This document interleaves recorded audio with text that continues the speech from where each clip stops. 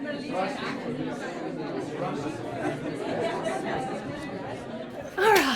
hello everyone.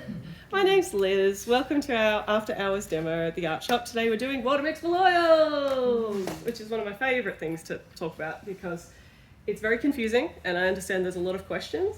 I started using Water-Mixable Oils maybe 6 years ago because I got an opportunity to try some for free and I had a go, and then I was like, oh, I'll stick a video of my own on YouTube of what I've learned, and that's the best popular video that I've ever done, so hooray. Alright, I'd like to acknowledge the Wurundjeri people, the traditional owners of the land on which this shop stands, and pay our respects to the elders past, present and emerging, this country's first creatives and art makers. So, water-mixable, water-miscable, water-soluble, they're all the same thing, but everyone uses different words. That's the first thing. I'm going to be using water-mixable. Main rule of tonight, no one's going to say water-based. There is no water in the paint. So water-based is banned as a term. Tonight we are also very thankful that Canson Australia has supplied us with this beautiful oil paper. We have two brands with us. We have the Canson Figueres paper. The Canson Figueres oil paper, which is made in France, and the Arches Huile oil paper. So these are actually quite different for oil papers, but oil paper is fantastic when you're practicing or when you're learning or when you want something that's easy to travel and flat. So both of these papers, I'll talk about the Canson one first. The Figueres paper is pressed with a texture that feels like linen canvas. So you guys should all have a little one there that you can have a feel of. It's got that little back and forth crisscross weave, but not so much that it's going to be disturbing to actual painting. If anyone hasn't got one, there's some more there. Yep. Pass those around, feel free. Thank you. And those, of course, you can flip them over and they're just plain, so easy. So yes, the Figueres paper has a linen texture, but the best thing about both of these papers is they're ready to paint on straight away with oil paints. You do not need to gesso them, you do not need to prime them. When they make the paper, they make it in multiple layers, and they have a barrier layer in between which has a binder on it that is ready to receive and keep oil paint, and nothing goes through to the other side. This one I painted on, a year ago. Nothing came through on the other side. So these are designed for oil paint specifically. This one's painted in traditional oils, not water-miscable, water-soluble, sorry, and that one's water-soluble. Oil paint, looking very similar, which is lovely. As well as that, these papers, of course, you can chop them up with scissors yourself. You can change them to any shape you like. You can make whatever you want out of it, and then you can frame them. As long as they're not touching glass with oil painting, absolutely fine. So any conventional frame, as long as the paper is not physically touching the glass, is fine.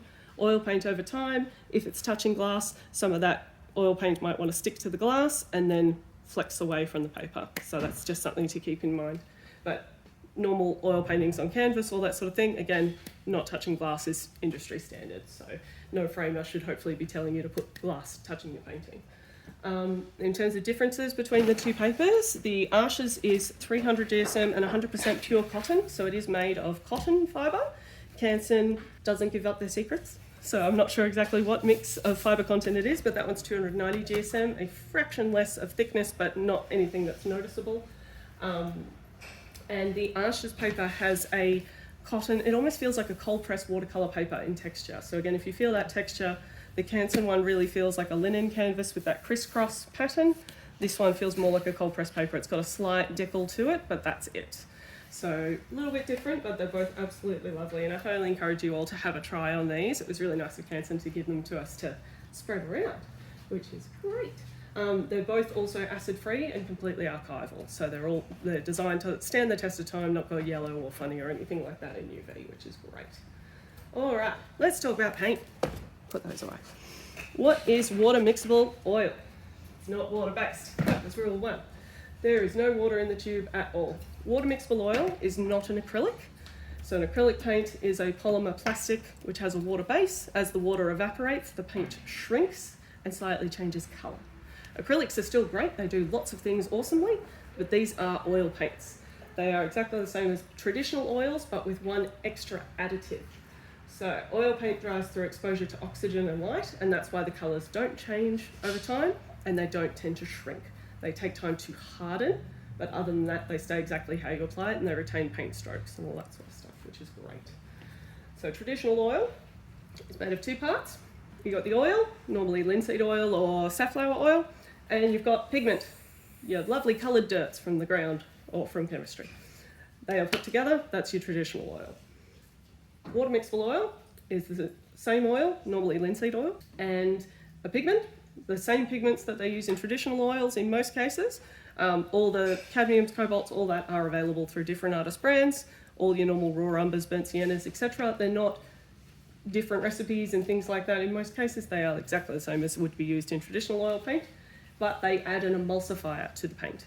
The emulsifier activates when it comes into water, and it turns into a detergent that grabs onto the oil and allows it to flush away in water. It breaks it all apart. So as opposed to using a solvent to break apart the oil, the water activates the emulsifier and that suds up and gets the oil broken apart. For that reason, we're going to think about water as a solvent. It works the way a solvent does in breaking down the paint, not necessarily as a medium. The medium is the thing you use to keep the paint going, to change the quality of the paint, to make it fatter, make it leaner, make it move. Some paint brands do recommend using water as a medium. You can to a limit, but it's a lot less than you would assume. I personally think that the mediums themselves give you a much more oil paint experience and give a much stronger paint film at the end of the painting. That paint film is going to be nice and sturdy, as opposed to if you use a lot of solvent when you paint, it breaks apart the paint layers and over time it's going to get more brittle. So something to keep in mind. Oh, fun fact. In early oil painting, egg yolk was used as an additive to oil paint, and that was called egg tempera, when you painted with an egg yolk, oil and pigment. And egg works as an emulsifier, so it does the same thing. So this isn't really a brand new idea, it's just a new way of doing it. We haven't had an emulsifier in a paint tube until water-mixable oils, because you can't put egg yolk in a paint tube because it goes yuck. Yeah, so the same as when you make a mayonnaise, the egg yolk is what allows the oil and the water to mix together and emulsify. So, fun fact. Why do we want to use water-mixable oils? Solvents are harmful, but you need to make sure you follow lots of good studio practices to use solvents, things like have a well-ventilated area, do not leave any bundled up solvent rags in a tight formation where they can't access air and gas off, because that can cause flammability issues. And then over long periods of time, they can cause health issues like headaches, nausea, skin irritation, in really bad cases, central nervous system conditions and breathing conditions. Some kinds of solvents are much safer than others. There is a broad spectrum with your hardware solvents at the real bad end, and then you've got some of the really nice odorless solvents like your Langridge Solvent 75 or your Art Spectrum odorless solvent at the safer end. They've done a lot of work to make these solvents incredibly refined and purified to the point where they're not as harmful. They also have lower flash points, so higher flash points, that way.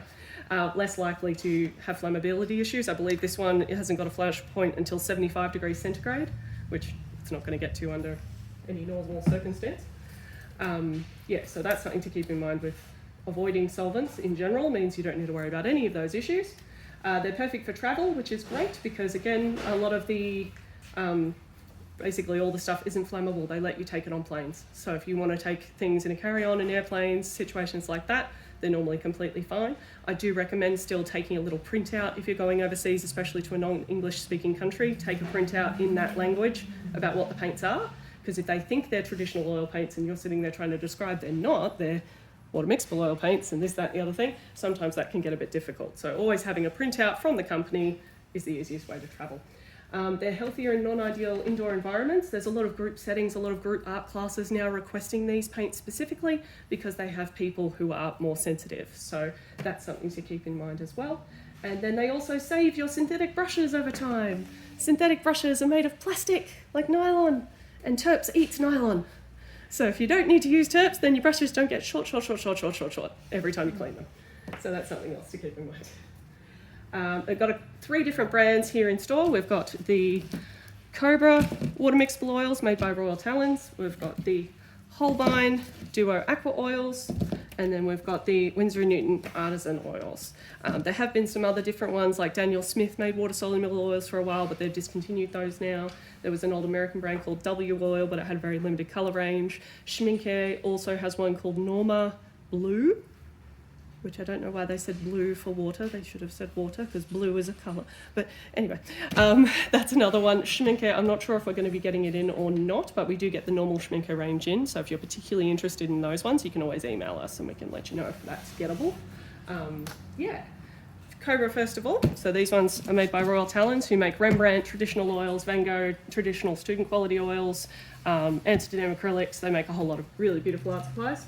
They have the largest colour range. They have 100 colours in their range. It recently got expanded by another 30 colours. So you have so many options, which is great.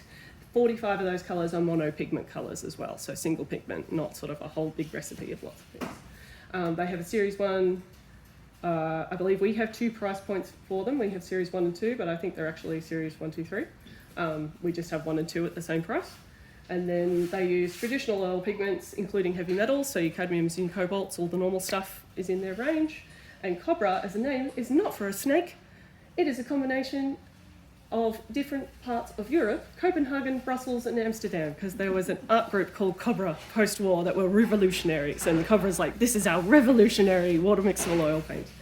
So it's not to do with snakes. The next one we've got is Winsor & Newton Artisans. Winsor & Newton, of course, I'm sure everyone knows Winsor & Newton. They've been around for so long. They're a wonderful British company. They make beautiful paints. They've got 40 colours in their artisan range, series 1 and 2, traditional oil pigments, including heavy metals again, just a more limited colour range with the 40 colours.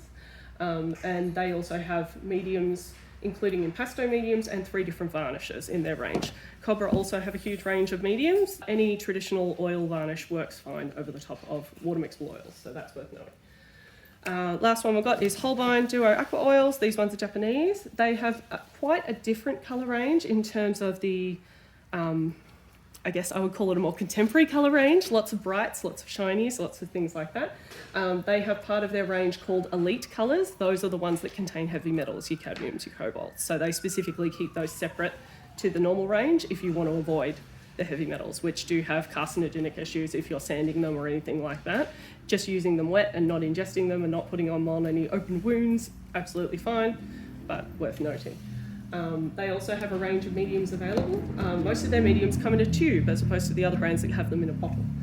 Most of them, not all of them. Yeah, they also say on their website you can use them as printmaking ink, which I haven't tried, but that intrigued me when I was looking up my notes, so that was really cool. Yeah, and then I mentioned the other brands that are available. So, one last thing on those. Of course, you've got these 3 brands. You can buy the paints, you can have fun. What if you've already got a whole bunch of normal oil paints at home and you're like, oh, spent all that money on all these beautiful paints and now I'm switching to water mixables? That's really annoying. We've got 2 friends for you. We've got Schminke Medium W and we've got Cobra Medium Mix. This is the emulsifier in the paint. If you add this to traditional oils, it acts as a water-mixable oil colour, which is great. So you can use these additives with a normal colour, especially if you have your favourite tube of traditional oils that you want to use with the water-mixable range and you want to keep it all water-mixable. Add some of these. They have the quota, the ratios on the bottles. I think this one's 2:1 and this one's 1:1, not sure. But that means that you can use your traditional oils, which is great. So that is an option. This one's only really new out. This one's been around for ages, but no one knew what it did. So it's wonderful to have those as part of the range. Cool. So that is the basics. Let's see. Should I have a little plate? Let's have a little plate. Let's do a little squiggle of some of the colours. I've put out here some of the Cobras. Some of the Holbein, I knew I had these out in order for a reason. There we go. Some of the Holbeins and the Winsor & Newton Artisan. And then I've also got a traditional oil. This is a normal Art Spectrum Emerald. And the reason I had that is so we can look at our cleaning ability. We also have things like Cobra make a soap. It is just a normal oil paint cleaning soap. As far as I can tell, it works on my traditional oils as well as my water mixables. So it's just a good brush soap by the same brand. That's handy. And then if we want to talk through some of the mediums, there is just your standard painting medium, which is a linseed oil mix. Very nice even body. You could just do a whole painting with that, no problem. You could use that for multiple layers. Don't change your level of fat in the paint. Completely fine. Just wait for it to dry between layers. So he's nice and fine. My other favourite is the quick dry medium. because then it dries within 2 to 3 days and you can do another layer real quick. So I'm impatient. This one does have petroleum in it, which evaporates off faster, the same as liquid and Galkit, those traditional oil painting mediums, which are quick dry. But yeah, no, it works really lovely. So that one I really enjoy. And then glazing medium. Glazing medium has a higher fat content.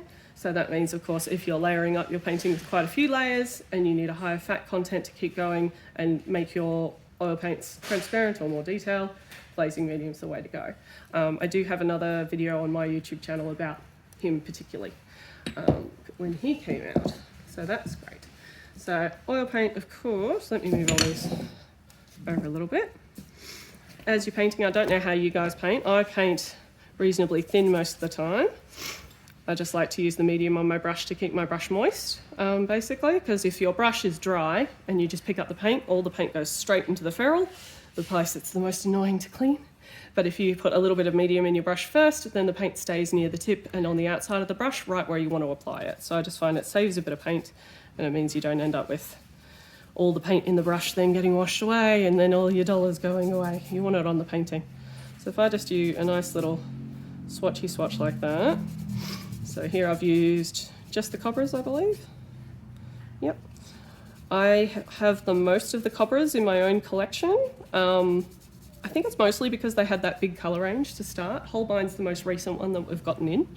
And I tend to just sort of paint and then use paper towel to wipe off my brush as I go. I'm not a big dip in water as I go, but that might be a habit from being a traditional oil painter rather than an acrylic painter. You can definitely dip into water as you go to wash your brush if you like. But when your brush does get full of paint, normally it's just wipe off as much as you can onto paper towel first. So it's still a fair bit dirty. This one's actually a synthetic brush, so it cleans really well. So maybe I should use an old scungy brush instead. But you just dip into your water when you're ready to clean. Swirl it all around, get the bristles moving, and it comes out pretty well if we use some paper towel there. I just tend to pull it out. See, it's even found some red that was in the middle of the brush that I'd forgotten about. If you get a little bit of staining in your brush, that's when I tend to use the soap. Staining just means you're using really good pigment most of the time. The better the pigment, the more likely to stain.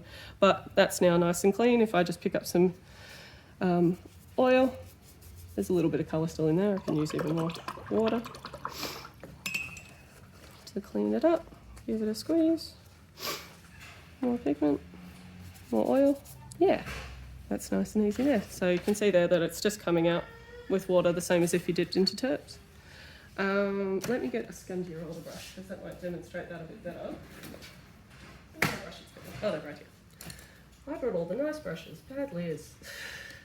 Maybe I do have a scungy brush. What is that? Does anyone have any questions? No, like we don't have questions. How are we feeling? Go. Have you got any questions from the floor? No?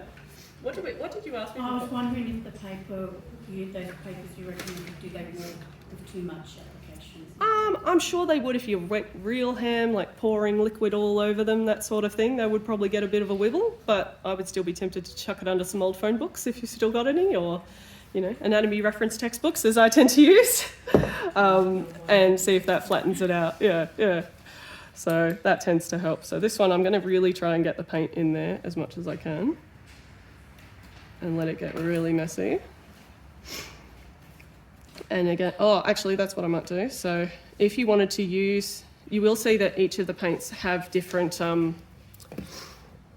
textures, I guess I would say. Every pigment has its own quality anyway. But with these Cobras, did you see how when I was picking it up, the paste sort of stayed exactly where I put it, which was quite nice.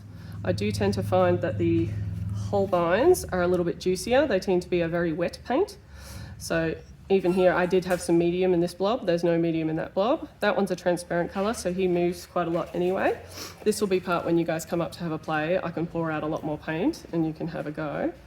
But the Holbein colours, with those contemporary brights and things like that, they do tend to move quite easily, which is quite nice. But if it's not your favourite, you can use a medium to change that. I know they also have a quick drying medium matte as well as a gloss in the Holbeins, which can be quite good if you're doing plein air, landscape painting. Sometimes our landscape painters who come into the shop don't like a lot of gloss.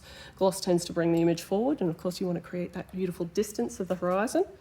And then the Winsor & Newton, to me it just feels like normal Winsor & Newton. It feels no different from normal oils. Nice and buttery, wants to move around. If I get normal oil on my paintbrush just in between, I'm having a lovely time. And then I go into my water to try and rinse my brush. We're going to have that nice science lesson of traditional oil goes absolutely nowhere, but give it a good old wipe, and then dip it into some of that medium mix. Where was it? Not that one, not that one, not that one, that one. Basically, we're just going to put a little bit of emulsifier down and then mix our brush into that.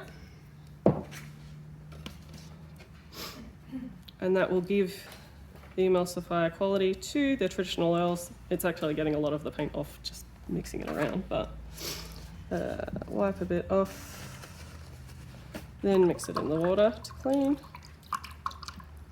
I tend to get in there with my hands to really sort of get into the ferrule a bit.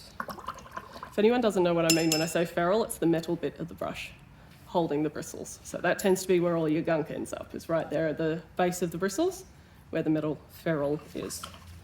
There we go, wipe that off. Nice and clean, hooray. So yeah, the medium mix, very, very handy with those traditional oils as well. I think I sped through that a lot faster than I thought I was gonna. I think you all wanna have a play. Does that sound good? I'm going to continue my little parrot painting here, but there's heaps of paper to have a go.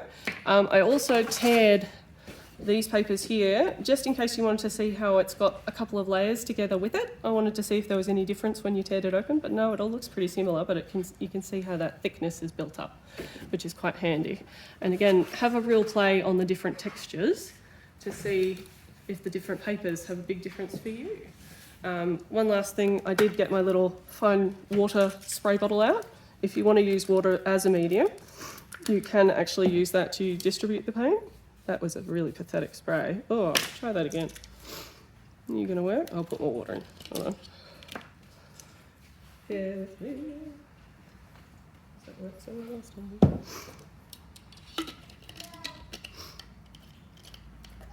What's the better? Grabbing this off the shelf or broken? Ah, no, that works.